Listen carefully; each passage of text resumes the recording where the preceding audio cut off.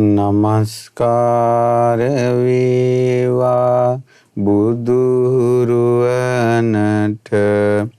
සැමදා බුදු හිමි සරණ යමි.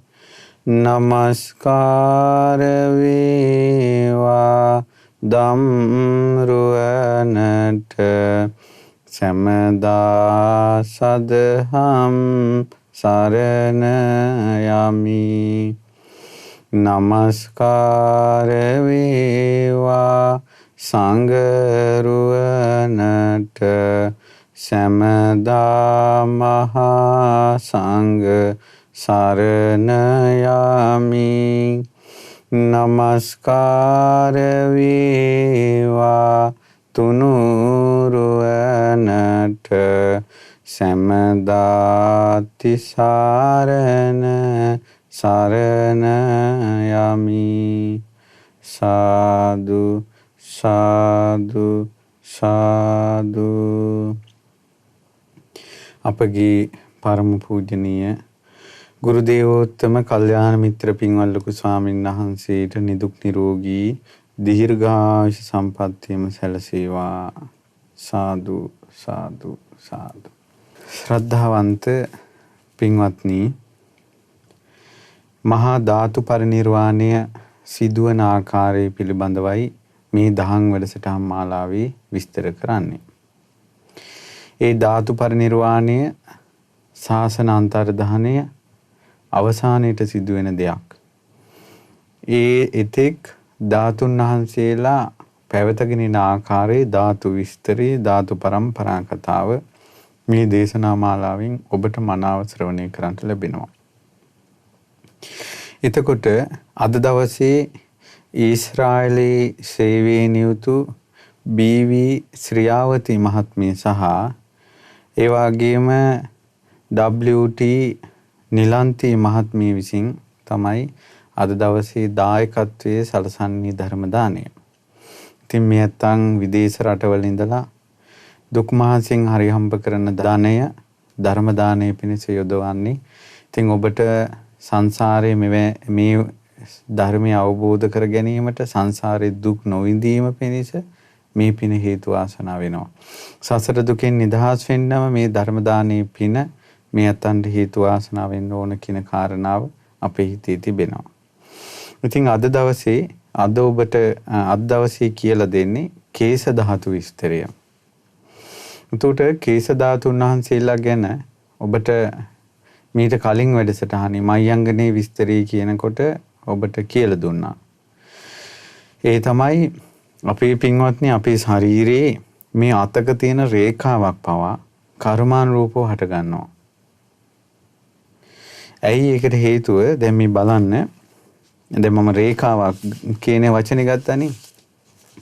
බුදුරජාණන් වහන්සේගේ අනුව්‍යංජන විස්තර කරනකොට තියෙනවා රේඛා සම්බන්ධයෙන් තියෙනවා හස්ත රේඛා ගැන බලන්න.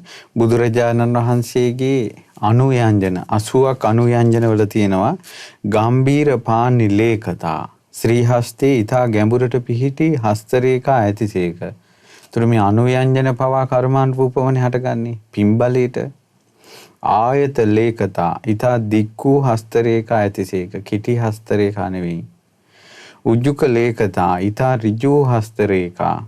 සුරුචි සංඨාන ලේඛතා සොඳුරු සටහනින් යුතු මංගල හස්ත රේඛා තියෙනවා. ඒ වගේම ඒ බුදුරජාන් වහන්සේගේ ශරීරයේ ඊටම සොඳුරු හස්ත රේඛා පිහිටනවා කියලා ඉතින් ඔය අනුව්‍යංජන විස්තරේ තියෙනවා. එතකොට බලන්න මේ අතක රේඛාවක් පවා කර්මානුරූපව හට ගන්නවා. රෝම කූප කර්මානුරූපව හටගන්නේ කේශ ධාතුන් වහන්සේලා. එක එක කේශයක් ගානේ කර්මානුරූපව හටගන්නේ.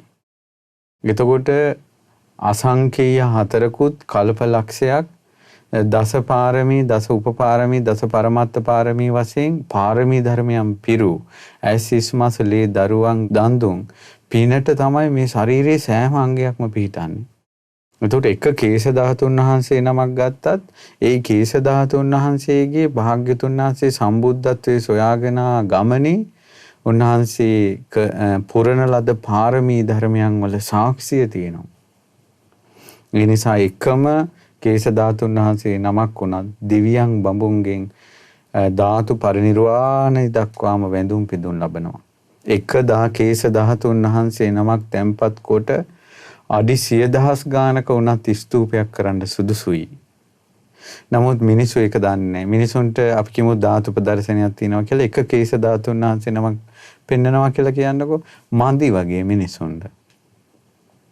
ධාතු ප්‍රදර්ශනයක් තියෙනවා කියලා චූටි අබෑටයක් ප්‍රමාණයක ධාතුන් වහන්සේ නමක් පෙන්නනවා කියන්නකෝ මිනිසුන්ට මන්දි. අනේ පොඩ්ඩයිනේ. එකයිනේ. එතකොට එතන මේ මන්දි පහඩුව තියෙන ධාතුන් වහන්සේගේ නෙවෙයි. තමාට ධාතුන් වහන්සේලා ගැන තියෙන දැනුම, තමාට බුද්ධානුස්සතිය තියෙන අඩුකම තමයි ඒකෙන් ප්‍රකට වෙන්නේ. බුදුරජාණන් වහන්සේගේ ධාතුන් වහන්සේලාට වැඳීම ගැන කවර කතාවද? බුදුරජාණන් වහන්සේ වැඩ ඉන්න දිශාවට වැඳත් පින්වත්නි, ඒකේ විපාක තියෙනවා. ධාතුන් වහන්සේ නමක් ගැන කවර කතාවද? උදාහරණයක් ගත්තොත් අපේ ගෞතම බුද්ධ ශාසනයේ අරහත් වෙච්චපත් වූ මහරහතන් වහන්සේ නමක්ගේ සංසාරයේ විස්තර තියෙනවා. උන්වහන්සේ ඒ කාලේ තාපසීන් වහන්සේ නමක්. එතකොට ඒ තාපසීන් වහන්සේට ආරංචි වෙනවා ඒ තාපසාරාමේ අසල ගමට ඒ භාග්‍යවත් අරහත් සම්මා සම්බුදුරජාණන් වහන්සේ වැඩම කළා කියලා.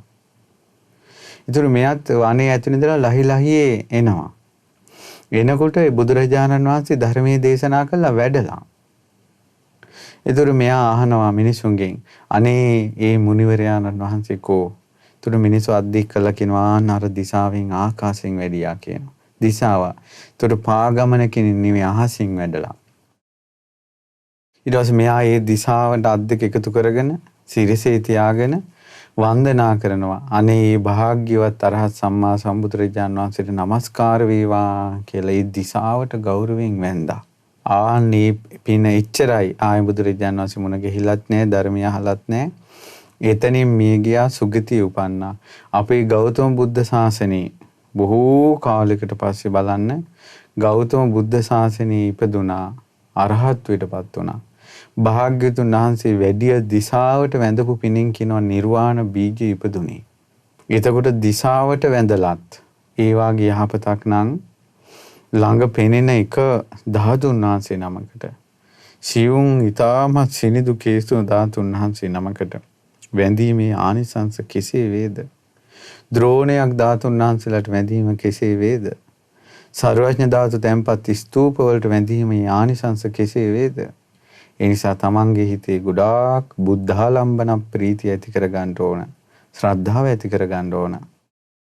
එතකොට පින්වත්නි, බුදුරජාණන් වහන්සේගේ නිල්වන් වූ කේශ ධාතුන් වහන්සේලා ඒ කේශවල තියෙනවා ස්වභාවය අනුව්‍යංජනවල තියෙනවා සුනීල කේශතා, ඊටමත් නිල් පාටයි.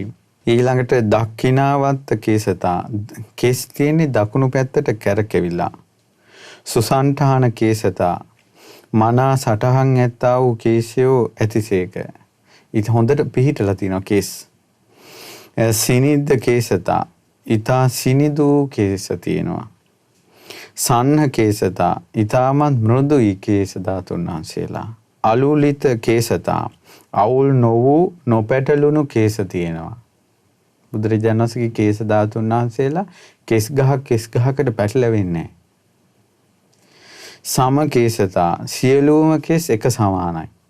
දැන් සිරසේන සියලුම කෙස් අඟල් දෙකකට තමයි තියෙන්නේ.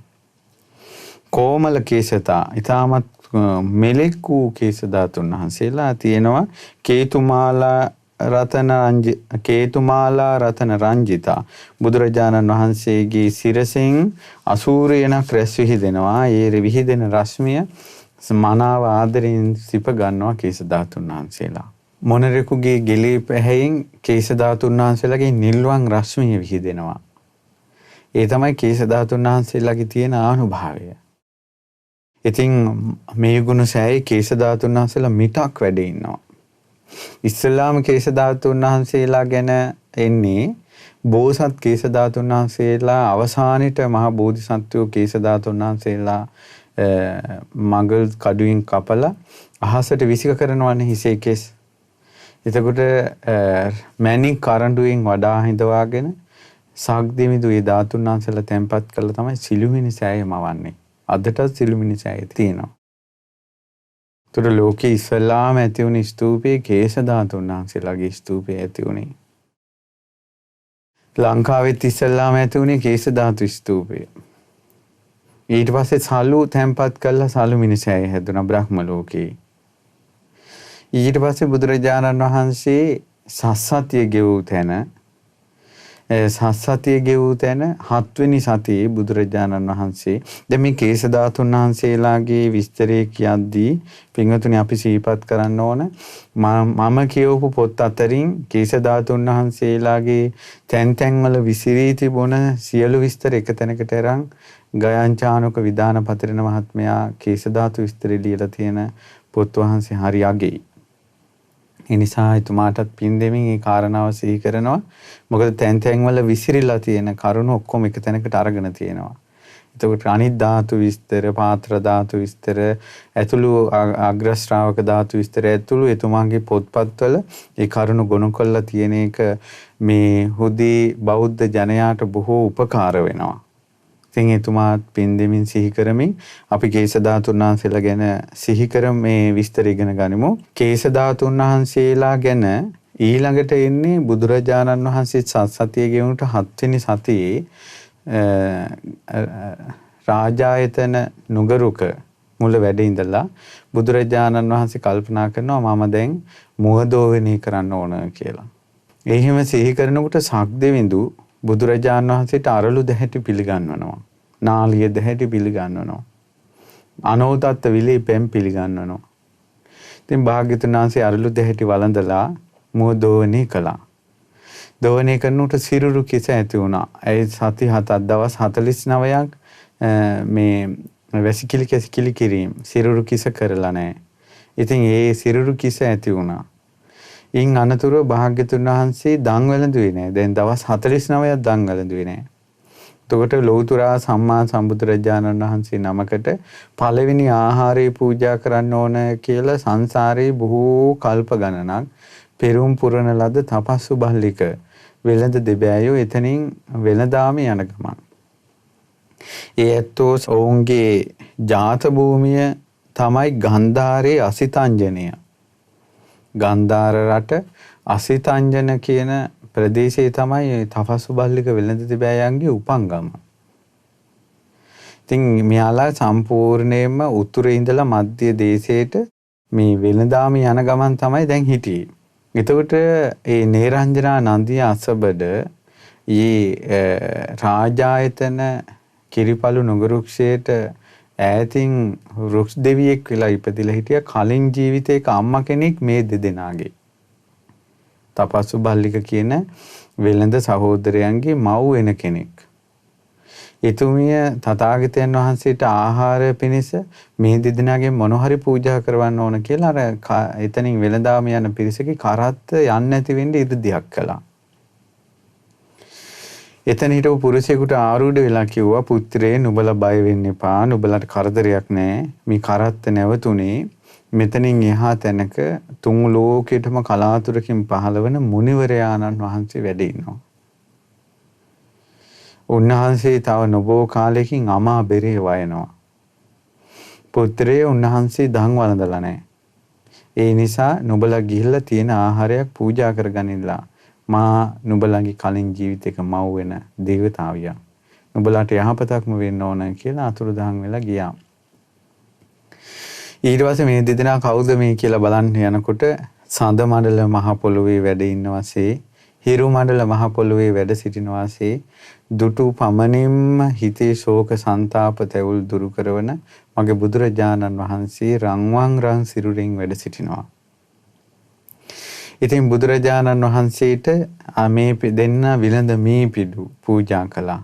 පූජා කළා බුදුරජාණන් වහන්සේ සරණ ගියා. භාග්‍යතුන් වහන්සේ අවබෝධ කරපු ධර්මයේ සරණ ගියා. ප්‍රථම දේවාචික උපාසකයන් බවට පත් වුණා. ඒ වෙනකොට සංඝයා නැහැ. ස්වාමීනි භාග්‍යතුන් වහන්සේ වෙනුවෙන් සිහි කරන් අපිට මතකයක් විදිහට මොකද්ද තියෙන්නේ කියලා කිව්වා. මේ වෙලාවේ බුදුරජාණන් වහන්සේ රන්වන් රන් ශ්‍රී හස්තයේ නිල්වන් වූ කේශ ධාතුන් වහන්සේලා මත පිරිමැදලා කේශ ධාතුන් වහන්සේලා මිටක් ලබලා දෙනවා තපසු බල්ලික වෙළඳ දෙබෑයන්. ඊට පස්සේ ඒ ධාතුන් වහන්සේලා තමයි දැන් මේ වෙනකොට ඒ අයගේ ගමන් මාර්ගයේ තිබිලා තියෙනවා ඇෆ්ගනිස්තානය, පාකිස්තානය, ලංකාව, බුරුමේ ඔය හැම පැත්තෙම මේ අය මේ වෙළඳාම යන අය. එතකොට මේ අය වෙළඳාම යද්දී මේ දූපතෙන් දූපතට ලංකාව නවා තැම්පලක්. ඒ කියන්නේ ගිමන් හරින දූපතක් විදිහට තියාගෙන තියෙනවා. එතකොට මේ වෙනකොට බුදුරජාණන් වහන්සේ දැන් මොවුන් වෙළඳාමේ ගිහිල්ලා ලංකාවට එනකොට ලංකාවට බුදුරජාණන් වහන්සේ වැඩලා අමනුෂ්‍යවදුර දුරු කරලා. ඒ මොවුන් රටින් රටට ගිහිල්ලා තමයි නැව් හරහා යනකොට ලංකාව නවා තැම්පලක් විදිහට කරගෙන තියෙන්නේ. එතකොට ලංකාවේ වෙළඳාමේ ගිය කතාවක් නෙවෙයි තියෙන්නේ. නවා තැම්පලක්. ඒතර මේ වෙනකොට යක්ෂවදුර දුරු කරලා. මොකද මේ අය එහෙම වෙළඳාමේ ගියා බුදුරජාණන් වහන්සේ සම්බුද්ධත්වයෙන් 9 වෙනි මාසේ ලංකාවට වැඩම කළා. එතකොට ඔවුන් එන්නේ අවුරුදු ගණනාවකට පස්සේ ලංකාවට. ඊට පස්සේ පින්වත්නි ඒ බුදුරජාණන් වහන්සේ එතකොට බුදුරජාණන් වහන්සේගේ තපස්සු බල්ලුක වෙළඳ දෙබෑයන් මුල් කරගෙන කේශ ධාතුන් වහන්සේලා ලැබිලා ස්තූප තියෙනවා ඇෆ්ගනිස්තානයේ, පාකිස්තානයේ, ලංකාවේ, බුරුමේ හැම තැනකම තිබෙනවා. ඒකෙන් අපිට හිතා ගන්න වෙන්නේ ඔවුන්ගේ ගමන් මාර්ගය ගැන. ඊට පස්සේ දැන් අපි ලංකාවේ ගත්තොත් එහෙම ගිරිහඩු සෑය. ගිරිහඩු සෑය කවුරුත් ප්‍රසිද්ධයි තිරියාය මහා සෑය. එතකොට තිරියායේට කියනවා ගිරිහඩු සෑය, ගිරිගණ්ඩ චෛත්‍ය, ආකාශ චෛත්‍ය, ඒ වගේම නිතුපත්පාන විහෙර කියලා නමින් හඳුන්වනවා කියනවා මේ ගිරිහඩු සෑය. එතකොට හැබැයි ගිරිහඩු සෑයේ විස්තර එන්නේ පූජාවලිය එනවා. ඒ වගේම ගිරිහඩු සෑයේ තියෙන සෙල්ලිපි තියෙන්නේ කිස්තු වර්ෂ 8 වෙනි සියවසෙන් පස්සේ. ඒ ගොඩාක් සංස්කෘත භාෂාවෙන් ගොඩාක් මහායානික පිරිස් ඉඳලා තියෙනවා ගිරිහඩු සෑය ආවට ඒ කාලේ. එතකොට තපස්සු බල්ලක වෙළඳ දෙබෑයන් නැවින් බැහැලා. එතකොට ගිරිහඩු සෑය කියන්නේ වෙරළාසන්නේ තියෙන පොඩි කන්දක්. අදටත් මේ ගිරිහඩු සෑය පිහිටි කන්දට නගිනකොට ඈත මුහුද පේනවා. එතකොට මොවුන් අර වෙරළේ ඉඳලා මේ කන්ද මුදුනට නැගලා අවට පරීක්ෂා කරනවා ඇති මේ මිනිස්සු ඉන්නවද කින්ද මන්ද කියලා. ඉතින් මොවුන් ඇවිල්ලා තිබ්බ ආහාරයකුත් අරගෙන අර තමන් ළඟ තිබ්බ කරඬුව ධාතුන් වහන්සේලා රැගෙන ආපු ඒ යම්කිසි මංජුසාව එහෙම තැම්පත් කරලා යන්න හදනකොට ඒ ගිරිහඩු සෑයේ පුරා වෘත්ත ජනප්‍රවාදات එක මේ කියන්නේ. එතකොට ගන්න බැරි වුණා. ඊට පස්සේ මොවුන්ම මේ උතුම් ස්ථානයක් කියලා වැඳලා පුදලා එතන මේ ගල් වලින් ස්තූපයක් හදලා ගියා කියලා තමයි සඳහන් වෙන්නේ. එතකොට මේ ගිරිහඩු සෑය පසු කාලීනව මහා ස්තූපයක් බවට පත් වුණා. තෙරුන් වහන්සේලා ඉන වෙහෙරක් වටදහගයක් සහිත ස්තූපයක් බවට පත් වුණා. එතකොට ගිරිහඩු සෑයේ විහෙර ඇසුරු කරගෙන ගොඩාක් සංස්කෘත මේ සංස්කෘතිය මෙතෙන්ට ගියා කියලා කියන්නේ මහායානික පස්සේ කාලේ අබේගිරියත් එක්ක මහායානික තෙරුන් වහන්සේලා ලංකාවේ පැතිරුණානේ. දැන් මිහින්තලේ පවා මහායානික තෙරුන් වහන්සේලා තමන්ගේ ප්‍රධාන ස්ථානයේ බවට පත් කරගන්න උත්සාහ කළා තියෙනවානේ පසු කාලේ. දැන් මේ වෙනකොට එවැනි දෙයක් නෑ. ඉතින් අබේගිරිය වික්ෂුන් ඒ කාලේ වැඩිවීමත් එක්ක සිද්ධ වෙච්ච දෙයක්. මහා විහාර භික්ෂුන්ට විරුද්ධව සිද්ධ වෙච්ච දෙයක් මේවා. එතකොට ඒ තෙරුන් වහන්සේලා ගිරිහඩු සෑයාවටත් ඉඳලා තියෙනවා. එතකොට මේ සෙල්ලිපි වල තියෙන විස්තරත් එක්ක එතකොට මේ සෙල්ලිපි වල තියෙන්නේ තපස්සු බල්ලික වෙළඳ දෙබෑයන්ට ලැබෙන ධාතුන් වහන්සේලා කියලා. එතකොට පස්සේ කාලෙක ගෙනල්ලා තැම්පත් කරන්නත් පුළුවන්, ඒ දෙදෙනාව ගෙනල්ලා තැම්පත් කරන්නත් පුළුවන්. කොහොම හරි කේශ ධාතුන් වහන්සේලා වැඩ ඉන්නවා. එතකොට ඒ ගිරිහඩු සෑයේ පූජාවකටනේ අර පවුලක පිරිසක් මේ පූජාවකට යන්න ලැහත් වෙනකොට ඒ ගෙදර දුව මේ ගැබිනි මාතාවක්. ඉතින් කුසදරු නිසා අම්මා ගෙන්නන්න ගියේ නෑ. මෑ ගෙදර මිදුලේ ඉඳලා ඈත විහෙර දිහා බලන අනේ මටත් මේ විහෙරට යන්න නැත්තම් ශාස්ත්‍රුන් වහන්සේට පූජෝපහාර කරන්න නැත්තම් අපේ බුදුරජාණන් වහන්සේ අනන්ත බුදු ගුණ වලින් යුක්තයිනේ කියලා බුදු ගුණ සිහි කරනකොට ඒ බුද්ධානුස්සති ප්‍රීතියෙන්ම එයාගේ ශාරීරිය ආකාශයට ඒස වෙලා ඒ උපාසිකාව එහෙම අහසින් ගිරිහඩු සෑ මළුවට ගිය කතාවක් විසුද්ධි මාර්ගයේ තියෙනවා. එතකොට මේ වාසේ ඒ ගිරිහඩු සෑය සම්බන්ධ පුරාවෘත්තත් එක්ක තමයි ඔය වගේ විස්තර තියෙන්නේ. එතකොට අදටත් වන්දනමාන කරනවා මිනිස්සු ගිහිල්ලා. ඉතින් ඔබ වන්දනා කළා නැත්නම් ඒ ගිරිහඩු සෑය වන්දනා කරන්න බුදුරජාණන් වහන්සේගේ කේශ ධාතුන් වහන්සේලා. ඒ වගේම තව ගිරිහඩු සෑයක් තියෙනවා අම්බලන්තොට ගිරිහඩු සෑය කියලා. අම්බලන්තොටක් තියෙනවා.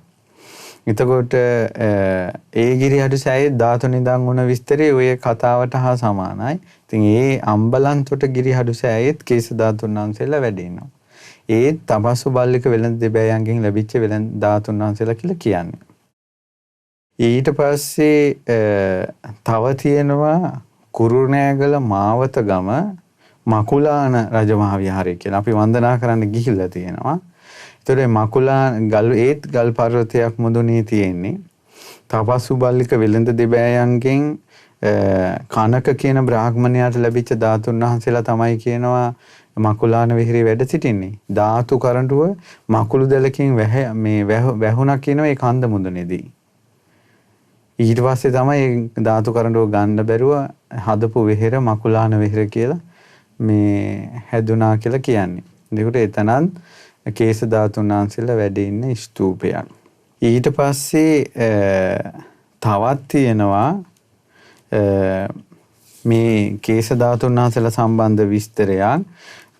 කුඩා තංගලු වනවාස විහෙර. එහෙත් ගිරිහඩු සෑය කියලා එකක් තියෙනවා. ඒ නමින්ම තමයි තියෙන්නේ. ඒත් කේශ ධාතුන් වහන්සේලා වැඩ ඉන්නවා. ඊළඟට හම්බන්තොටම තියෙනවා කලමැටිය වරායට නුදුරු පැරණි ආරාමයක ගුරු පොකුණ කියලා. ඒත් කේශ ධාතුන් වහන්සේලා වැඩ ඉන්නවා. ඒ සෑය වටා තවත් ස්තූප 8ක් තියෙන නිසා පුංචි පුංචි එතෙන්ට කියනවා විහාර නවය විහෙර නවය කියලා. ඊළඟට තවත් තියෙනවා හම්බන්තොටම ගොඩවාය වරාය අසල ගෝඨපබ්බත විහාරය කියලා. ඒත් තපස්සු බල්ලික වෙළඳ දෙබෑයන්ගෙන් ලැබිච්ච කේශ ධාතුන් වහන්සේලා කියලා මේ ඔක්කොම වෙරළාසන්න වූ ස්තූප. එතකොට පින්වත්නි මේ කේශ ධාතුන් වහන්සේලා වැඩ ඉන්න ස්තූප. එතකොට මේක කියද්දි දැන් අපිට හිතෙනවානේ කොහොමද මේ ලංකාව පුරා මේ කේශ ධාතුන් වහන්සේලාගේ ස්තූප ඒ විදිහට ගියේ කියලා. එතකොට මේකට හොඳම විස්තරයක් තියෙන්නේ අපි කියමු ධාතු වංශය අපි ඉගෙන ගනිද්දී සේරුවිල ලලාට ධාතුන් වහන්සේ තැන්පත් කතාව. ඒ සේරුවිල ලලාට ධාතුන් වහන්සේ තැන්පත් උනේ සේරුවිල සෑයේ මැදයේ තියෙන රියන් 9ක් උස බුද්ධ ප්‍රතිමාවේ නලල් තලයේ තමයි ලලාට ධාතුන් වහන්සේ කිඳා බැස්සේ. ඒ උතුම් බුද්ධ ප්‍රතිමාවේම සිරසේ කේශ ධාතුන් වහන්සේලා දෙනමක් පිහිටියා විහාර මහදේවිගේ අතින් කරඬුව ආකාශයට විහිදිලා ආකාශයේ කේශ ධාතුන් වහන්සේලා නිල් රශ්මියේ විහිදලා ධාතු ගර්භයේ පිහිටිය බව අපි ධාතු වංශ ඉගෙන ගන්නකොට ඉගෙන ගත්තා. එතකොට මේ ධාතුන් වහන්සේලා ලැබෙන්නේ ජයසේන නාරජුගෙන්. ජයසේන නාරජුට කොහෙන්ද කේශ ධාතුන් වහන්සේලා? ඒ ධාතු වංශේ තියෙනවා තපස්සු බල්ලික වෙළඳ දෙබෑයෝ කේශ ධාතුන් වහන්සේලා රැගෙන යනකොට ඔවුන්ගේ ප්‍රමාදයෙන් ඒ නාරජවරු ධාතුන් වහන්සේලා දෙනමක් ගත්තා කියන ඒ දෙන්නට හොයා ගන්න බැරි වෙන්න අර කේශ ධාතු මිටින්. ඒකට මෙච්චර කේශ ධාතු මිටකින් කේශ ධාතුන් වහන්සේලා දෙනමක් නැති වුණා කියන්නේ තපස්සු බල්ලුක දෙදෙනාට හොයා ගන්න බෑ. මේ ගොඩාක් ස්තූප වලට කේශ ධාතුන් වහන්සේලා ලැබෙන්නේ ওই ක්‍රමයෙන්. නමුත් ඒ ලැබිච්ච තැන තපස්සු බල්ලික වෙළඳ දෙබෑයන්ගෙන් නිසා මේ සෑම විහෙරකටම නම වැටෙනවා තපස්සු බල්ලුක වෙළඳ දෙබෑයන් තැන්පත් කරපු කේශ ධාතුන් වහන්සේලා කියලා. හොඳ වෙලාවට සේරුවිල සෑයේ ඒ වංශ කතාව තියෙනවා වෙනම. ඒ නිසා කෙසේ නමුත් දැන් කතාවල වෙනස්කම් තිබුණාට කේශ ධාතුන් වහන්සේලා වැඩ ඉන්නවා. එතකොට අපිට ඒ කතාවටත් වැඩිය වැදගත් වෙන්නේ බුදුරජාණන් වහන්සේගේ උතුම් ධාතුන් වහන්සේලා පහන්සිතින් වඳින එක. අනේ මේ භාග්‍යතුන් වහන්සේගේ ධාතුන් වහන්සේලා වැඩි ඉන්නවනේ කියලා. ඉතින් පින්වතුනි එතකොට ඔබට මතකයි දැන් ඔය බුදුරජාණන් වහන්සේ 7 වෙනි සතියේ දුන්න කේස ධාතුන් වහන්සේලා නිසයි මම තපස්සු බල්ලික වෙළඳ තිබෑයන්ගේ කේස ධාතුන් වහන්සේලා තැන්පත් ඔවුන්ගේ අතින් තැන්පත් ස්තූප ගැන යම් විස්තරයක් කළේ. ඊළඟට බුදුරජාණන් වහන්සේ 9 වෙනි මාසේ ලංකාවට වැඩම කරලා සුමන සමන් දෙවියන්ට කේස ධාතුන් වහන්සේලා මිටක් ලබා දෙනවනේ. නිල්වන් කේස ධාතුන් වහන්සේලා. භාග්‍යතුන් වහන්සේ වැඩ හිටපු තැනම සත්‍රුවන් අතුරලා ඒ මත නිල් මාණික්‍ය කරඬුවක කේස ධාතුන් වහන්සේලා තැන්පත් කරලා සත්‍රියන් උසට සෑය හදනවා සුමන සමන් දෙවියන්. කෙසේයක් මවනවා. එතකොට සරබු මහරහතන් වහන්සේ සෑයක් මවනවා. ග්‍රීව ධාතුන් වහන්සේ තැන්පත් කරලා. ඊළඟට උද්දචූලාභේ රජුට සර්වඥ ධාතු තැන්පත් කරලා සෑය තව මේ හදනවා. දුර්ගම රජුට සෑය ධාතු තැන්පත් කරලා හදනවා. මහා විජයබාහු රජුට හදනවා. එතකොට දෙවිවරු රහතන් වහන්සේලා රජවරු එකතුව එක තැන හදපු සෑයක් මේ ලෝකේ තියෙනවා නම් ඒ තමයි මයංගන මහ සෑය. දෙවි කෙනෙක්, ඒ වගේම රහතන් වහන්සේ නමක්, ඒ වගේම රජ කෙනෙක් එකතුව හදපු සෑවල් එක තැන තියෙනවා නම් ඒ තමයි මයංගන මහ සෑය. විස්තරත් එක්ක එතකොට මයංගන මහ සෑය බුදුරජාණන් වහන්සේගේ ශ්‍රී හස්තයෙන්ම ලබලා දුන්න කේශ ධාතුන් වහන්සේලා වැඩ ඉන්නවා. ඒ විස්තරිත අපි ඉගෙන ගත්තා. එතකොට තව තියෙනවා විස්තර මුතියංගනි බුදුරජාණන් වහන්සේ 3 වෙනි වතාවට ලංකාවට වැඩම කළාට පස්සේ මුතියංගනී තිබෙන භූමියේ 500ක් මහරහතන් වහන්සේලා සමග වැඩ ඉඳලා බුදුරජාණන් වහන්සේ ඉන්දක කියන දෙවියන්ට නමනකුල ඒ විමානයේ තිබෙන ඉන්දක දෙවියන්ට වන්දනා කිරීම පිණිස කේශ ධාතුන් වහන්සේලා ප්‍රමාණයක් ලැබලා දුන්නා. ඒ කේශ ධාතුන් වහන්සේලා තැන්පත් කරලා තමයි ඉන්දක දෙවියන් මුතියංගන මහ සෑය තියෙන තැන ධාතු පිහිටවන්නේ. පස්සේ කාලේ පහළ වුණ රජවරුන් ඒ ධාතු සෑය කරවනවා. එතකොට මුතියංගනේට තව තියෙනවනේ කතාවක් මුතු මේ දාඩිය වැටුණා කියලා. ඉතින් දාඩිය භාග්‍යතුන් වහන්සේ ආකාශයෙන් වඩිනකොට දාඩිය වැටුණායි දාඩිය අතින් අරන් මෙහිම ඒ තියෙන භූමියට දානකොට මුතු වෙලා වැටුණා කියලා කතාවකුත් තියෙනවා. නමුත් 45 වසරකට භාග්‍යතුන් වහන්සේට දාඩිය දැමීමක් ගැන අපිට කිසිම දෙයකින් හොයාගන්න බෑ. නමුත් භාග්‍යතුන් වහන්සේගේ උතුම් ධාතුන් වහන්සේලා වැඩ ඉන්නවා මුතු පාටට. ඒ මුතුන් වූ ධාතුන් වහන්සේලා වැඩ ඉන්න නිසා හෝ මුක්තක ධාතුන් වහන්සේලා වැඩ ඉන්න නිසා හෝ කෙසේ නමුත් සර්වඥ ධාතුන් වහන්සේලා වැඩ ඉන්න නිසා කේශ ධාතුන් වහන්සේලා වැඩ ඉන්න නිසා භාග්‍යතුන් වහන්සේගේ පාද ස්පර්ශය ලැබපු නිසා මුතියංගන මහා සෑය රජාණන් වහන්සේ හරි ආනුභව සම්පන්නයි. පාරිශුද්ධයි පූජනීයයි. හොඳට වන්දනා කරගන්න ඕන. මලින් පහනෙන් සුවඳින් පුදන්න ඕන. පින්පුරවා ගන්න ඕන. කේශ ධාතුන් වහන්සේලා වැඩි ඉන්නවා මුතියංගනේ සෑය රජාණන් වහන්සේ තුල. ඊළඟට බුදුරජාණන් වහන්සේ 3 වෙනි වතාවේ වැඩම කළාට පස්සේ කතරගම වෙහෙරට කිරි වෙහෙර තියෙන භූමියට භාග්‍යතුන් වහන්සේ 500ක් මහරහතන් වහන්සේලා සමග වඩිනවා. කාචරගම භූමිය. ඒ කිරි වෙහෙර තියෙන තැන මහා ගෝස මට මතක හැටියට මහා ගෝස කියලා දිව්‍ය රාජ්‍යයක් තමයි මේ භූමියට අධිග්‍රහිත වෙලා ඉඳලා තියෙන්නේ.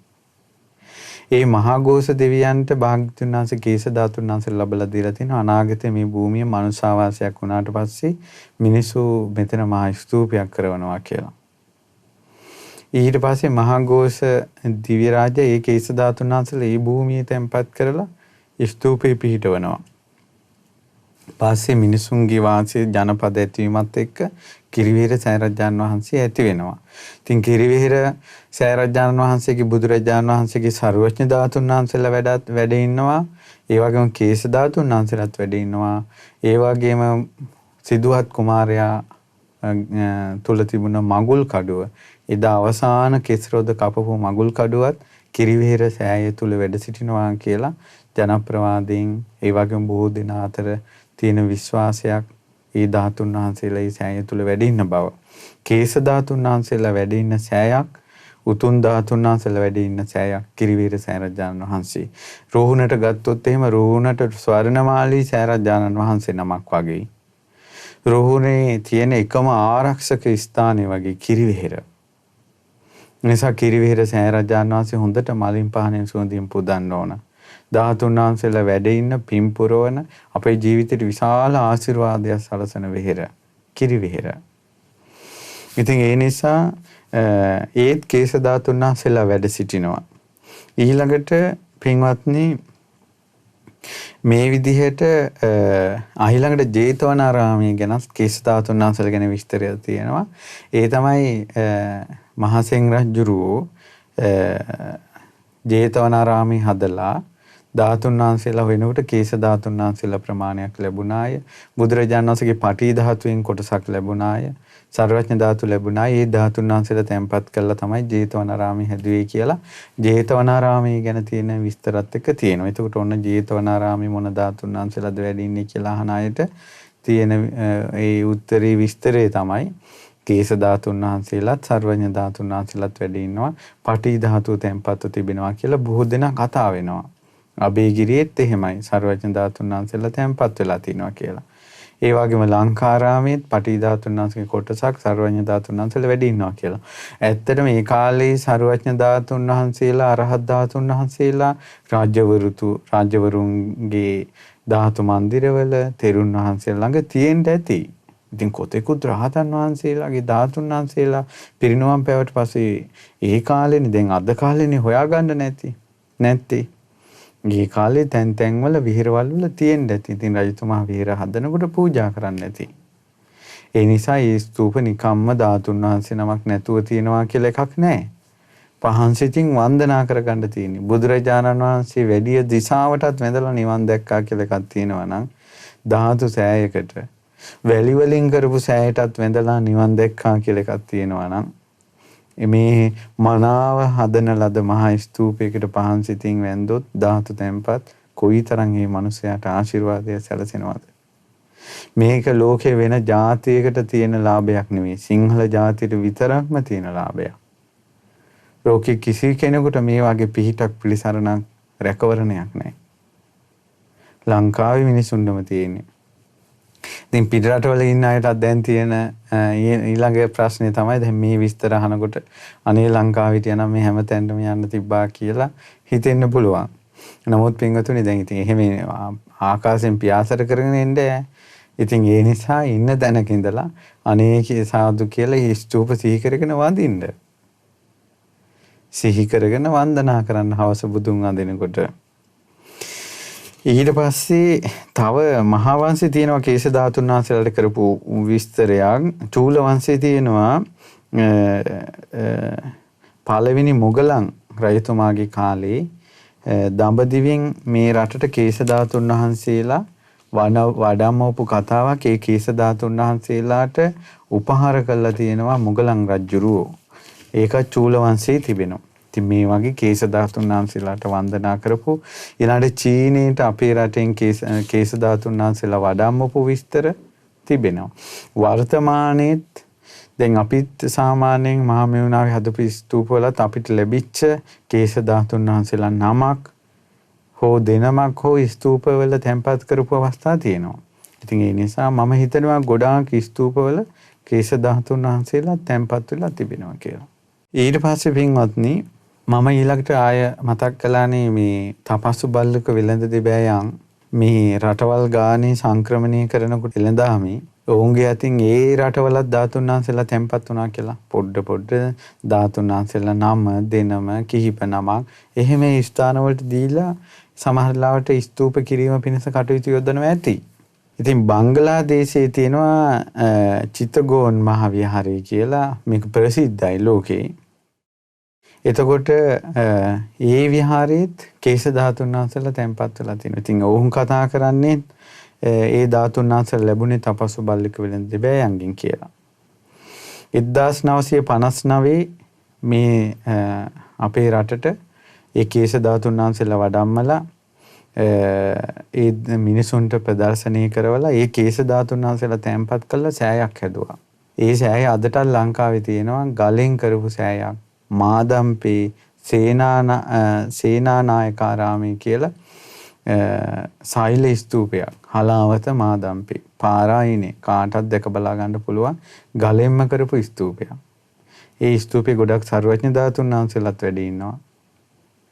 ඉතින් හොන්න පහන් සිතින් වන්දනා කරගන්නට පුළුවන් ස්ථානයක් කේශ ධාතුන් වහන්සේලා වැඩ ඉන්න. ඒ වගේම චිතගෝන් වලින් බංග්ලාදේශයේ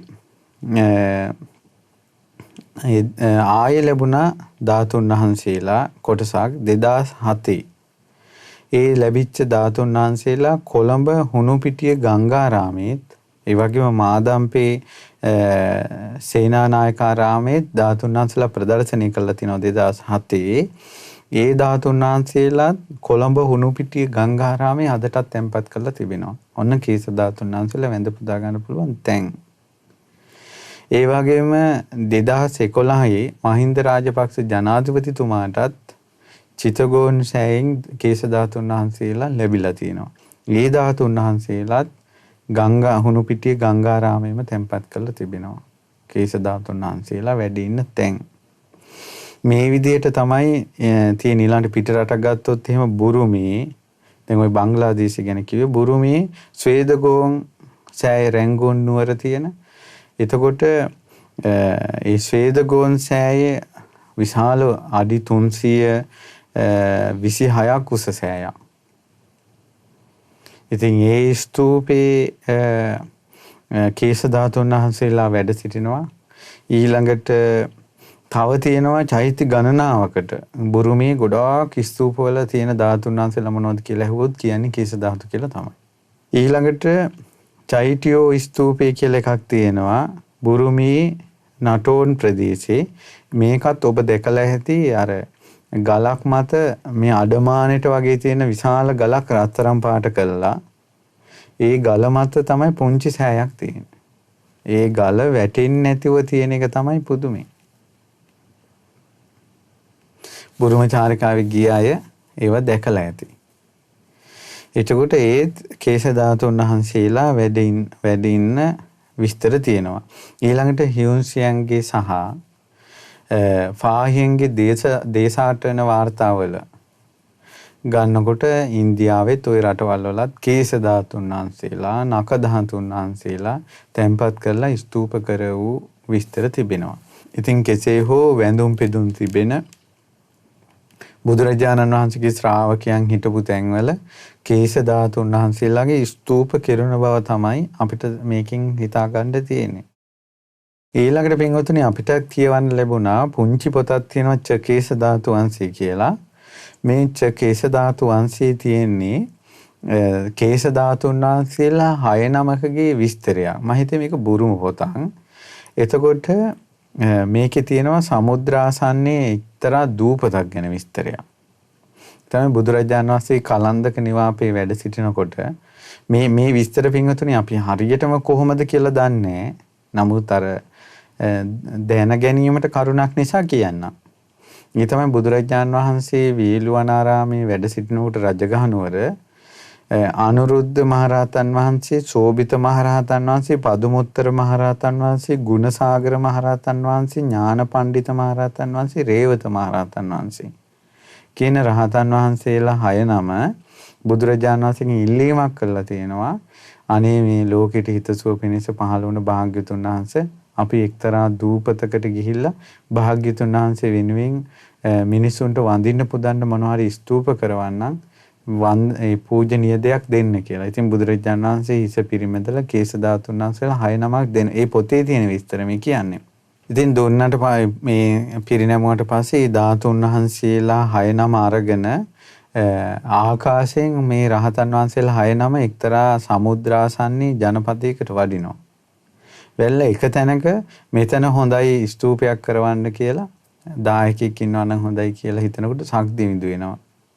සක්දිවිඳු මුල් වෙලා කේශ ධාතු සෑයක් කරවනවා. ආයෙ ටිකක් දුර ගිහිල්ලා සෝභිත මහරහතන් වහන්සේ හිතනවා මෙතන හොඳයිද සෑයක් කරවන්න. ඒ සෝභිත මහරහතන් වහන්සේ ළඟ තිබුණ කේශ ධාතු තැන්පත් කරලා මේ පරජන්‍ය දේවතාවා අපි පජ්ජුන්න කියන්නේ. පජ්ජුන්න දෙවියන් තව කේශ ධාතු සෑයක් කරනවා. පදුමුත්තර රහතන් වහන්සේ තවත් තැනක සෑයක් කරනවා මණිමේකලා දෙව්දුවගේ උපකාරයෙන්. ගුණසාගර කියන රහතන් වහන්සේ තව කේශ ධාතු සෑයක් කරනවා එතෙන්ට පැමිණි වෙළඳ නැවක පිරිස මුල් කරගෙන උදව් කරගෙන. ඥාන පණ්ඩිත කියන රහතන් වහන්සේ තව කේශ ධාතු සෑයක් කරනවා වරුණ කියන නාරජුගේ උපකාරයෙන්. රේවත කියන මහරහතන් වහන්සේ තව කේශ ධාතු සෑයක් කරනවා නැව් සතකින් පැමිණි ශ්‍රද්ධාවන්ත දෙමළ පිරිසක් මේවා කරගෙන. ඒකට ශ්‍රද්ධා සෑය දෙමළ මහ සෑය කියලා තමයි කියනවා. ඒ කේශ ධාතු සෑයට කිව්වා කියන්නේ. ඒකට ඒ සමුද්‍රාසන්නේ එකම ජනපදයක කේශ ධාතු සෑයවල් 6ක් හැදුන නිසා සමුද්‍රාසන්නේ ඒ ජනපදයට කියනවා කේශවති රාජ්‍ය කියලා. ඔන්න ඔය විස්තරේ පුංචි පොතක පිටු කිහිපයක් තියෙන පොතක කේශ ධාතු වංශය කියලා තියෙනවා. ඒතර මේකෙන් තේරෙන්නේ සර්වඥ ධාතුන් වහන්සේලා අස්ති ධාතුන් වහන්සේලා වගේම කේශ ධාතුන් වහන්සේලා තැන්පත් කරලා එක එක තැන්වල ධාතුන් ස්තූප හැදුන බව. එතකොට අපිට දැන් ගත්තොත් අපි සේරුවිල වඳිනකොට කිරි විහිර වඳිනකොට ඊළඟට මුතියංගනී වඳිනකොට අපිට ඉතින් හිතේ කිසිම ජගතයක් නැතුව උතුම් කේශ ධාතුන් වහන්සේලා වඳින්න පුළුවන්. ඇත්තටම ඉතින් ඔය ලංකාවේ උතුම් ස්ථාන වඳිනකොට අපි නොදැනගෙන වුණත් කේශ ධාතුන් වහන්සේලා වැඳලා. ඒ ඉතින් ඒවා පසක තියන්නකො මයංගනී සෑය. මං හිතන්නේ මේ ලංකාවේ මයංගනී සෑය වැඳපු නැති ඇති කියලා. වැඳලා නැත්තම් වහ ඉක්මනට මියගුණ මහසෑය වන්දනා කරගන්න. පිහිට සලසා ගන්න. ඉතින් ඇත්තටම මිනිස්සු මේ මොකෝවත් කර කියා ගන්න නැති අසරණ පිරිසක් විදිහට අද කාලේ මිනිස්සු ඉන්නවා. ඉතින් එහෙම අසරණ වෙන්න දෙයක් නැහැ. ජීවිතේ නම් අඩුමතරමේ මේ ස්තූප ටිකවත් වැඳ ගන්නකෝ. මට මතකයි දවසක් පුතා නැති වුණා කියලා තාත්තා කෙනෙක් සියදිවි හානි කරගන්න ඕන කියලා මේ තාත්තගේ හිස අවුල් වෙලා ඔළුව අවුල් වෙලා මනස කැළඹිලා සියදිවි හානි කරගන්නවා මං කියලා මේ ආරාමයට. ඊට පස්සේ මම කිව්වා තාත්තා ඔයා සියදිවි හානි කරගන්න එක පොඩ්ඩක් පස්සට කල් දාලා ඔයා පුතා වෙනුවෙන් හැම චෛත්‍යයක්ම වැඳ යන්න කියලා. ඊට පස්සේ ඒකත් ඇත්ත නේද හඳුරන්නේ කියලා එයා ඒක දිගට රුවන්වැලි සෑය තූපාරාමේ මයංගනේ දලදා වහන්සේ කිරිවේර ස්තූප වඳින්නම එයා අරමුණ කරගත්තා. අපි එයාට අරමුණක් නෙදෙන්න ඕන. අනේ ටික කාලයක් යනකොට අසනීපසු වුණා. සමහර ලාට ස්තූප වැඳව පිනෙන්න එයාට පියවිසිහෙන්න ඇති. දැන් හොඳ සද්ධාවන්ත මේ ජීවිතේ ගැටලුවක් නැතුව විසඳාගෙන තමන්ගේ ජීවිතේ පවත්වාගෙන යන මේ මිනිසෙක් බවට පත් වුණා. ඉතින් ඒ නිසා ඇත්තටම අපේ ජීවිතේ දුක්ඛම් කටළු කියන එක ඉන්නේ නැත්තේ කාටද? වනයේකට ඇතුල් වුණාට පස්සේ වනසත්තු නැහැ කියලා එකක් නැහැ. අසූචි ගොඩකට වැටුණාට පස්සේ අසූචි ගඳ හමන්නේ නැහැ කියලා එකක් නැහැ. ඒ වගේ දුක් කරදර කංකටොළු සහිත මනුස්ස ලෝකයක ඉපදුනාට පස්සේ මේ ලෝකේ කරකැවෙන්නේ ස්ථාන 8ක ස්පර්ශ වෙවි. ඒ තමයි ලාභ, අලාභ, යස, ආයස, නිന്ദා, ප්‍රශංසා, සැප, දුක. ඒතර මේ 8 ස්පර්ශ වෙවි තමයි මේ ජීවිතේ කරකියරි කියන්නේ. එතකොට මිනිස්සෙක් කියලා ඉපදුනාට පස්සේ නිന്ദා, ප්‍රශංසා, සැප, දුක් මේ ඔක්කොම එනවා. ඒකාන්තෙන් දුක් විඳපු කෙනෙකුත් නැහැ ඒකාන්තෙන් සැප විඳපු කෙනෙකුත් නැහැ. සමහර ලොකු වාහනවල ගිහිල්ලා ලොකු ගෙවල් වල ඉන්නකොට මේ මිනිස්සු නම් මහා සැපෙන් ඉන්නවා කියලා මිනිස්සු හිතන්න පුළුවන්. අනේ හදවතේ ගින්දර, පපුවේ ඇවිලෙන ගින්දර. ඉතින් ඒ නිසා මිනිස්සු කවුරුත් දුකෙන් කංකටළු වලින් ඉන්නේ. අනිතක මේ කරදර මත ඉන්නේ. පෙනෙන නොපෙනෙන හැම ලෝකවලින් අෂ්ට ලෝක ධර්මයේ අනිත්‍ය නැමැති වෙනස් කළ නොහැකි සතුරාගෙන් බැටකකා මිනිස්සු ඉන්නේ. ඒ නිසා මෙහෙම ඉන්නකොට තමයි මේ මිනිස්යන්ට කරදර කංකටළු එන්නේ. ඉතින් ඒ නිසා කරදර දුක් කංකටළු පීඩාවල් අපහසුතා සාමාන්‍ය දේවල් විදියටම සලකන්න ඕන. අසාමාන්‍ය දෙයක් විදියට සලකන්න ඕන. මේ කරදර ASCII සෑයක් වඳින්න තියෙනවා නම් බෝධීන් වහන්සේ නමක් වඳින්න තියෙනවා නම් අසාමාන්‍ය දෙයක් විදියට හිතන්න ඕන. දැන් උදාහරණයක් ගන්න මහා පරිනිබ්බාන සූත්‍රයේ තියෙනවා චත්තාලිස සමාදන්තා කේසා ලෝමාච සම්බසෝ දේවාහාරින්සු ඒකේකං චක්කවාල පරම්පරා. තියෙනවා බුදුරජාණන් වහන්සේගේ 40 දන්ත වලින් සතර දළදා වහන්සේ හැරුණම අනිත් 36ක් ධාතුන් වහන්සේලා සක්වලවල් 36ක තියෙන්නේ. ඒ වගේම ඊතුරු බුදුරජාණන් වහන්සේගේ ශාරීරියේ ජීවමානව ලබා දුන්න කේශ ධාතුන් වහන්සේලා ගැන අපි කිව්වේ. ඊතුරු බුදුරජාණන් වහන්සේ පිරිනවම් පාන වෙලාවේ හිසේ වැඩ හිටපු කේශ ධාතුන් වහන්සේලාගෙන් එකක් ගානේ සක්වල වලින් අරන් ගිහලා තිබෙනවා. ඒතකොට සක්වලවල් කී කෝටියක්ද? බුදුරජාණන් වහන්සේගේ ශරීරයේ රෝම කූප කී කෝටියක්ද? එක සක්වලකින් එක ගානේ දෙවිවරු අරන් ගිහිලා තිබෙනවා. ඊවා ඒ සක්වල වඳිනවා.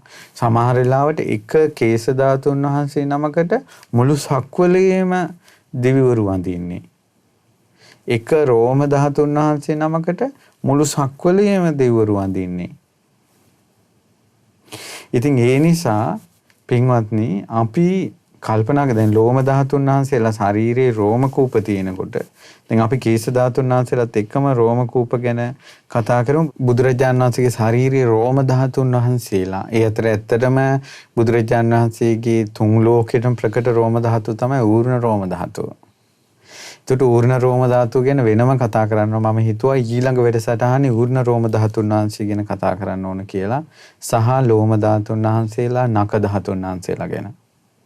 ඒතකොට එක්කම ශාරීරික ධාතුන් වහන්සේලානේ. ඉන් අනතුරු අපි පාරිභෝගික ධාතු, උද්දේශික ධාතු ආදී විස්තර කතා කරලා ධාතු පරිනිර්වාණය සිද්ධ වෙන හැටි අපි කතා කරමු. එතකොට පින්වත්නි, ඒ අපේ බුදුරජාණන් වහන්සේගේ එක රෝම ධාතුන් වහන්සේ නමකට සක්වලක් වඳිනවා නම් කේශ ධාතුන් වහන්සේලා මිටක් වැඩ සිටිනවා. ග්‍රීවා ධාතුන් වහන්සේ වැඩ සිටින, සර්වඥ ධාතුන් වහන්සේලා දහස් ගණක් වැඩ සිටින මයංගනේ සෑයට වඳිනකොට කොහොම ආශිර්වාදයක්ද? කොච්චර පින් පිරෙනවද? ඊළඟට අපේ අනිත් ස්තූප. ඉතින් ඒ නිසා මිනිසුන්ට කරදර, මං අර ඉස්සෙල්ලා කිව්වා වගේ කරදර කංකටළු එනවා. එනකොට අපිට සෑයට කිරිහාර ටිකක් පූජා කරලා, පිරිත් ටිකක් කියලා සිත ප්‍රාර්ථනා කරගන්න. අසනීප වැඩි වෙනකොට සෑයක්, වෙහෙරක්, බෝධියක් ළඟට ගිහිල්ලා මල් පහන් පූජා කරලා බොජ්ජංග පිරිත්, චුන්ද තේර බොජ්ජංගේ, මහා මොග්ගල්ලාන තේර බොජ්ජංගේ, මහා කස්සප තේර බොජ්ජංගේ ආදී ගිරිමානන්ද සූත්‍රය ආදී පිරිත් සජ්ජායනා කරලා පිරිත් නූල තමන්ම දාගෙන පිරිත් පැන් ටිකක් බීලා එනවනම් මිනිසුන්ට මේ ආරක්ෂාව හැදෙනවා. මිනිසුන්ට ලෙඩක් කියනකොට එකම එක තැනක් පේන්නේ. මොකද්ද? ඔක්කොට 90%කට පේන්නේ ලෙඩ කියපු ගමම ඉස්පිරිතාලේ. හරි. ඊළඟට තවත් අයට කො දේවාලයක්, එක්ක තොවිල් පවිල් මොකක් හරි පේනවා ලෙඩක් එක්ක. ඇයි මේ ලෙඩක්, අසනීපයක්, කරදරයක් එනකොට සෑයක්, බෝධියක් ළඟ පිරිත් කියලා ආශිර්වාද ගන්න එකක් මේ මිනිසුන්ට මතක් වෙන්නේ නැත්තේ. ඒ තමයි සරණ හිත ඇතුළට කිඳා බහලා නැහැ. සරණ කියන්නේ ඕනම අනතුරකට පිහිට හොයාගෙන යන තැන. බෙහෙතෙත් අපි කවුරුත් ගන්නවා. අපිත් ඉංග්‍රීසි බෙහෙත් ගන්නවා, අපිත් සිංහල බෙහෙතුත් ගන්නවා. අපිත් ওই ජීවිතේ මේ කරදර කංකටොළු නැති වෙන්න කරන්න ඕන දේවල් කරනවා. කලාට අපි බුදුරජාණන් වහන්සේගේ ධාතු තැන්පත් ස්තූපයෙන් අපි උදාහරණයක් ගමුකෝ. කෙනෙකුට අපි කියමුකෝ අපි දන්න පින්වත් මහත්මයෙකුට ඔන්න පිළිකා රෝගයක් දෝ කියලා. දැන් මේ රෝගය සම්බන්ධ ගැටලුව ඇති වුණා. ඊට පස්සේ අපි අඟුලිමාල සෑයට එතුමාව බාර කරලා සිත ප්‍රාර්ථනා කළා. පස්සේ බලනකොට ඒ රෝගේ නැහැ. ඒ වගේම අපි හිතවත් අපි ඥාති පිරිසකටත් ඒ වගේ පිළිකා රෝගයක් ඇති වෙලා අපි අඟුලිමාල සෑයට මේ ජීවිතේ බාර කරලා සිත ප්‍රාර්ථනා කළා. පස්සේ බහුට මේ වෛද්‍ය වාර්තා සාමාන්‍ය වෙලා ගියා. අපි දන්න කී දෙනෙකුට පිහිට සැලසෙලා තියෙනවද? ඔය අඟුලිමාල සෑය ගැන විතරක් මං කිව්වේ. රුවන්වැලි මහසෑය කොච්චර පිහිට තියෙනවද? ගිහිලා කිරිහාර ටික පූජා කළා, මල් පූජා කළා, පහන් දැල්වලා, බොජ්ජංග පිරිත ආදී පිරිත් සජ්ජායනා කළා. මගේ ජීවිතේ ද්‍රෝණයක් ධාතු වැඩි ඉන්න මහසෑයට බාරයි. නැත්තම් මියගුණේ කේශ ධාතුන් වහන්සේලාට, ග්‍රීවා ධාතුන් වහන්සේට මගේ ජීවිතේ බාරයි කියලා මේ උතුම් සෑය ආනුභාවයෙන් සත්‍යක්‍රියා කරන්න ඕන. මේ උතුම් භූමියේ බුදුරජාණන් වහන්සේ වැඩ හිටපු බව සත්‍යයි. කේශ ධාතුන් වහන්සේලා වැඩ ඉන්න බව සත්‍යයි. ග්‍රීවා ධාතුන් වහන්සේ වැඩ ඉන්න බව සත්‍යයි කියලා මයි යංගනේ නම් සර්වඥ ධාතු වැඩි ඉන්න බව සත්‍යයයි. මිය ගුණ සෑයේ ආනුභාවයේ සත්‍යයයි. සත්‍යානුභාවයෙන් මාව සූපත් වේවා කියලා සිත ප්‍රාර්ථනා. මම මේ කියන්නේ දුක් අන්දරා කරදර කංකටොළු වැඩි වෙනකොට. ඊළඟට මම දන්න තව සිද්ධි තියෙනවා. ඒ තමයි සමහර අයට සිහිනෙන් අමනුෂ්‍යව පෙන්ලා කියන උඹ තව ජීවත් වෙන්නේ මාසෙයි. දැන් සමහර වෙලාවට සමහර කතා තියෙනවානේ හීනෙන් පෙනිලා අමනුෂ්‍ය පෙන්ලා කියනවානේ ඔබ තව මාසෙයි කියලා හරියට මේ මාසෙ මැරෙනවානේ. ඒතර මම දන්න සමහර අයට කතා කරලා අපිට කියලා තිනවා. ඒතකොට ඒ වෙලාවට මම ඉක්මනට ඒ අය යොමු කරනවා. ඉක්මනට ස්තූප වැඳ වැඳ යන්න. මේ රුවන්වැලි මහසෑය තූපාරාමේ ජයශ්‍රී මහ බෝධීන් වහන්සේ දළදා වහන්සේ මයංගනී සෑය වැඳ වැඳ යන්න. එතකොට අභිවාදන සීලිස නිච්ඡං වද්දහ පචායිනෝ චත්තාරෝ ධම්මා වඩ්ඩಂತಿ ආයුවන්නෝ සුඛං බලං. නිතර ශ්‍රද්ධාවෙන් වඳින පුදන කෙනාට ආයු වරණ සැප බල කිනව වැඩෙනවා. එතකොට නිකම්ම මාරකේ ගෙවි ගෙවි යනවා ස්තූප වැඳ වැඳ යනකොට. ඊළඟට මිනිස්සු නරක හීන දකිනවා. ඒතර ඒ හීන ගැන තියෙන අහපු කතා ස්වප්න තේරින් එක්ක යාලා කියනවා දැක්ක හීනේ අනුව නම් ඉවරයි කවුරු හරි පවුල එකෙක් හරි මැරෙනවා. එහෙම නැත්නම් මහා කරදරයක් එනවා. මේ ඔක්කොම මාරක ගෙවන්න පුළුවන් මේ ස්තූප වලට වඳින එකෙන්. ධාතු ස්තූප වලට. බෝධීන් වහන්සේලට වඳින එක ඒ කාරණාව තුලින්. නිසා නරක ස්වප්නයක් දැක්කත් එහෙම නැත්නම් ගෙවල් වල කරදර වැඩි කියන්නේ එක දිගට කට්ටියට කරදර වෙනවා වැඩි ගෙදර. එහෙම වුණාම මේ ධාතු ස්තූප වඳින්න යන්න. පිරිත් කියන්න, රතන සූත්‍රය කියන්න, මෝර පිරිත කියන්න. ඊළඟට දැන් සමහර අය අපිට ඇවිල්ලා වුණ දුක් ගැනවිලි කියනවා අනේ ස්වාමීන් නොකරපු වැරද්දකට අපේ තාත්තා හිරේ වැටුණා, සහෝදරයා හිරේ වැටුණා, පුතා හිරේ වැටුණා කියලා. දැන් අපිට කරන්න දෙයක් නැහැ නේ. අපි නඩු කියන්නේ. එතකොට සමහර ඒ වගේ ඊළඟට තමයි මොකද්ද තව සමහර වෙලාවට කියලපු අවස්ථා තියෙනවා මේ ගෙදෙට්ට පණිවිඩ වෙනවා උඹ මරනවා මෙහෙමයි කියලා. එතකොට ඒ වාගේ ධාතු ස්තූප වැඳලා ධාතු ස්තූප වලට ඒ ගෙදර අයගේ පරාණ ජීවිතේ පූජා කරලා මෝර පිරිත කියන එක සුදුසුයි. මොකද ওই මෝර පිරිතේ ජාතක කතාවක් තියෙනවානේ මහා මෝර ජාතකය කියලා. ඒ ජාතක කතාවේ තියෙනවා මේ මොනරා ওই ගාථා කිකි ආරක්ෂා වුණානේ. අවසානයේ මොනරා දැලක පැටලුණා. දැලක පැටලිලා ඉදින් මේ මොනරා බුදු ගුණ, තෙරුවන් ගුණ කියනවා. ජීවිතය ගැන කියනවා. කියද්දී ඒ මොනරා අල්ලන්ට ආපු මේ වැඩි පිරිසේ වැඩි නායකයා ඉන්නවනේ. ඒ වැඩි නායකයා මොනරා කියපු ධර්මය අහලා පසේ බුදු කෙනෙක් බවට පත් වෙනවා. මොනරා කියපු දේ තමා තුළින්ම මානසිකාර කළා තමා තුළින් ධර්මය අවබෝධ කළා. පසේ බුදු කෙනෙක් වෙනවා. ඒතකොට මේ මොනරා මේ මලපුඩුවේ මිදෙනකොටම මිදෙනකොටම අර වැද්දා පසේ බුදු කෙනෙක් බවට පත් වෙනවත් එක්කම මේ ලෝකේ යන්තාක් සත්තු හිර කළා තිබ්බ බැමි තිබ්බද ඒ බැමි කැඩිලා ගියා කියනවා. හිර ගෙවල් වල දොරවල් ඇරිලා ගිහිලා තියෙනවා. සියලු බන්ධන නැති වෙලා තියෙනවා. ඒ නිසා මේ මෝර පිරිත හරිය අනුභව සම්පන්න පිරිතක්. සක්වල ගා කෝටියක අනුභවය පැති වුණ පිරිතක්. නිසා ගෙවල් වල කරදර වැඩි නම් රතන සූත්‍රය, අඟුලිමාල පිරිත, මෝර පිරිත ඒවා ඉෂ්ඨමේ උතුම් ධාතු තැන්පත් ස්තූප වල සත්‍යක්‍රියා කළා පිරිච්චිලා සිත සලසගෙන ඉන්න ඕන. නිතර යන්න ඕන. මේ මිනිසුන්ගේ තියෙන දුක් කන්දරා අඬ වැඩියා කියා ගෙදෙට්ටම් වෙලා දුකේම වැසගෙන ඉන්න එක. පිහිට ළඟම තියෙද්දි. ඒ නිසා ඔබ එවැනි තත්ත්වයටපත් වෙන්න එපා. ඔන්න අද දවසේ උතුම් කේස ධාතුන් වහන්සේලාගේ පරම්පරා කතාව ඉගෙන ගත්තා. උතුම් කේස ධාතුන් වහන්සේලාගේ ආනුභව බලයෙන් ඔබගේ ජීවිතේ දුක් කරදර දුරු වේවා. ඔබට සැපය සැලසේවා. සාසන පිහිට සැලසේවා. ඔබට සියලු යහපත සැලසේවා කියලා අපි සිත ප්‍රාර්ථනා කරනවා. ඉතින් අද දවසේ මහා ධාතු පරිනිර්වාණය දහම් වැඩසටහනින් කේස ධාතු විස්තරය තමයි අපි ඉගෙන ගත්තේ. ඊශ්‍රායලයේ සේවයේ නියුතු BV ශ්‍රියාවතී මහත්මිය සහ WT නිලන්ති මහත්මිය විසින් තමයි අද දායකත්වයේ සලසන්නේ. සියලු දෙවියන්ට මේ ගුණේ කේස ධාතුන් වහන්සේලා රකින්න සමන් දෙවියන්ටත් ඒ වගේම මුතියංගන සෑය රකින්න ඉන්දක දෙවියන්ටත් ඒ වගේම කිරිවේර සෑයේ මහඝෝෂ දෙවියන්ටත් ඇතුළු ඒ ස්තූපවල ධාතු රකින්න සියලුම දෙවිවරුන්ට පින් අනුමෝදන් වෙත්වා. බුදු සසුන රකින්න දෙවියන්ට පින් අනුමෝදන් වෙත්වා. ගෞතම සසුනත් මේ සියලු දෙනාත් සියලු දෙවියෝ ආරක්ෂා කරත්වා කියලා දෙවියන්ට පින් දෙන්න. ඒ වගේම මිය පරලෝකීය ඥාතීන්ට ශ්‍රේයාවතී මහත්මිය නමින් මිය ගිය ජී.ඩී. පොඩි නෝනා මෑණියන්ට අනුලාවති මෑණියන්ට බී.ඒ. හීම් බණ්ඩා පියාණන්ට මේ පින් අනුමෝදන් වෙත්වා.